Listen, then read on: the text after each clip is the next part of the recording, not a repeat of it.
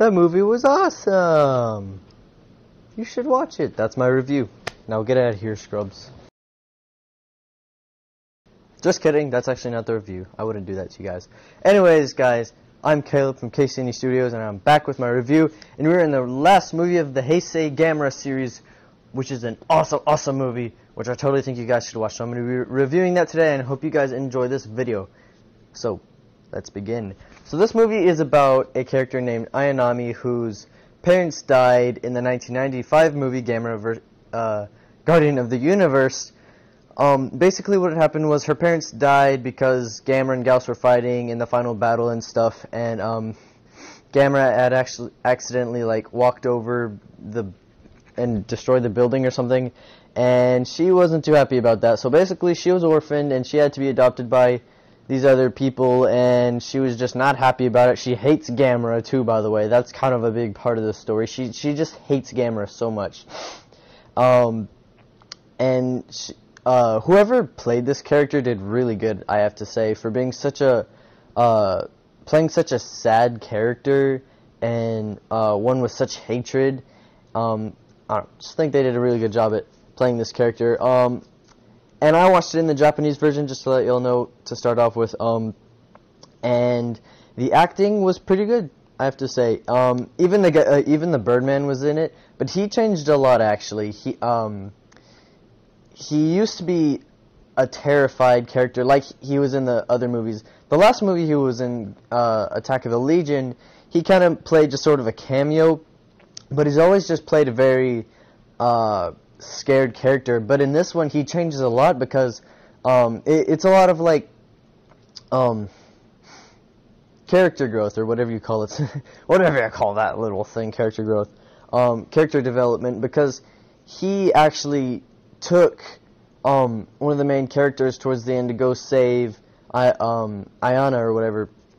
And so yeah, he changes a lot in this movie. I thought that was a good thing too, because it would have been dumb if he was always just stayed the same dumb and terrified character and never redeemed himself. But in this movie, he redeemed himself, which I thought was awesome.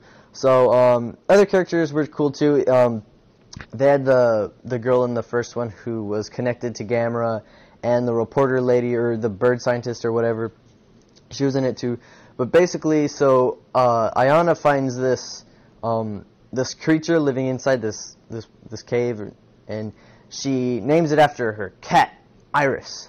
So yes, and then basically this little thing, it looks like a snail with octopus arms at first when it's a little baby fetus thing, and then it grows up to be a big scary monster, and she ends up hating Gamera so much that she becomes one with Iris, and Iris goes and tries to kill Gamera and destroys the world and all that.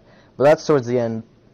There's a fight scene at the beginning of the movie. The Gauss come back, basically, and so they're just destroying everything. Gauss are appearing everywhere. They're not the main focus of the movie, but it's basically yeah, the world is ending and all that kind of stuff, which just makes this movie so much more epic. And so Gamera's fighting some of the Gauss over Kyoto or Tokyo or something. I don't know. No, Kyoto was the final battle. I think this was Tokyo. But they're having a battle, and so Gamera's first appearance, when he's swirling around in his shell thing, and the lasers blast out of the jet fuel blasts out of his limbs and stuff, and he goes and then his shell. Okay, his shell is awesome. It's like there's little jet things, and his shells can open up, and there's lasers coming out, so he can boost and stuff, and it's like a landing thing too, but it's and it's just awesome, and I'm having a fangasm. When I'm watching this, I'm just that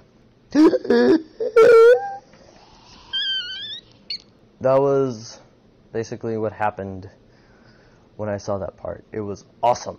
Definitely watch this movie. So the one thing, so I'm not going to spoil the end for those of you who haven't seen this, but Gamera, okay, so what happens is there's a whole bunch of Gauss coming in. There's millions of them and stuff. or well, I'm not gonna spoil the part with Iris. I'm gonna spoil the very, very end, because I think it's something I need to talk about. There's like all these Gauss coming up, and like I said, there was Gauss popping up everywhere inside the world, and so there's like millions and millions of Gauss coming to where Gamera is, and he's just standing there in the fire and the rain and stuff, and he roars, and all the Gauss come down upon him, and that's where it ends. And so it's a very, very epic ending, I have to say. But I do somewhat have a problem with it. It's not a good. It doesn't have a good sense of closure for the movie. And while, okay, I'm gonna spoil it. While he does beat Iris and saves Ayanami because Iris had like merged with Ayanami and stuff. Or Iris had. Did I say Ayanami had merged with I don't know. I'm all screwed up today. So he did beat Iris, but it doesn't really show what happened at the very end with Gamera and the Gauss. It doesn't show him defeating them or anything. The U.S. and the Japanese military said they were going to go full throttle against the Gauss, but I mean, it's like, what could they do? These Gauss are pretty big. They're not like the Gauss that started out in the first one that are like just 7 feet tall. These are like pretty big Gauss, I have to say. About the size of the Queen Gauss, maybe a little smaller, but still, that's pretty big for an army of Gauss. But it just doesn't have its sense of closure, and I think that's the only big problem I have with this movie. There was an independent film, I don't remember his name, but he basically did Gamera for Truth, which is a film that he wanted to make because he didn't like how it ended too, and I've been trying to find it on the internet, but I have not been able to. If you can, please tell me and I will watch it. Absolutely, definitely will watch it, because, like, this movie needed its sense of closure, which it kind of did. It was an epic ending, but it could have shown him, like, defeating them or something. I don't know. Been like the final battle after, like, Iris and stuff. But, so yeah, as for the special effects go, special effects were awesome, I have to say. They did use CGI, which didn't look that bad, but trust me, I've seen much worse CGI. So it was kind of CGI. For the Japanese at the time, it was phenomenal, I have to say. Not trying to say anything about them. They're better with. We can agree that they're better with doing models and suits and stuff. That's what they're better. I'm just saying, not hating on Japanese for not being good at CGI, but I will say it was good for the time. But as for the tokusatsu aspect, was phenomenal, and it used a little more green screen, so it was just the suit and green screen with like the city behind them. That's a little more of what it was. There was less like model scenes. I think the only model scene, to be honest, was the fight scene towards the beginning. So yeah. Anyways, guys, I'm going to wrap up this video. I hope you guys have enjoyed. Definitely watch this movie if you haven't. You haven't lived until you've watched this movie.